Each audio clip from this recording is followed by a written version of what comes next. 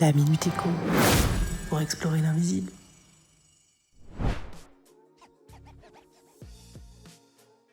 Sur la portion antérieure de l'épaule, on visualise l'articulation acromioclaviculaire, qui peut être le lieu d'une entorse acromioclaviculaire.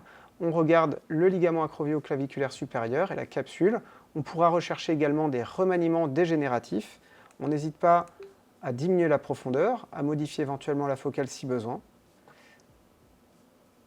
On recherchera notamment une douleur élective au passage de la sonde, qui traduira bien une arthropathie acromioclaviculaire ou une entorse acromioclaviculaire. On recherchera un diastasis ou une instabilité en demandant au patient de réaliser une manœuvre de cross-arm de manière prudente, où elle va venir placer doucement sa main sur l'épaule opposée et on recherchera un diastasis.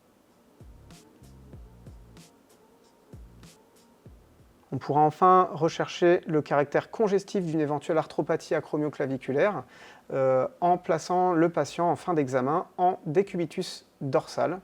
Et le caractère congestif et la prise de signal Doppler au niveau de cette articulation pourra inciter à la réalisation d'un geste infiltratif acromioclaviculaire à ce niveau.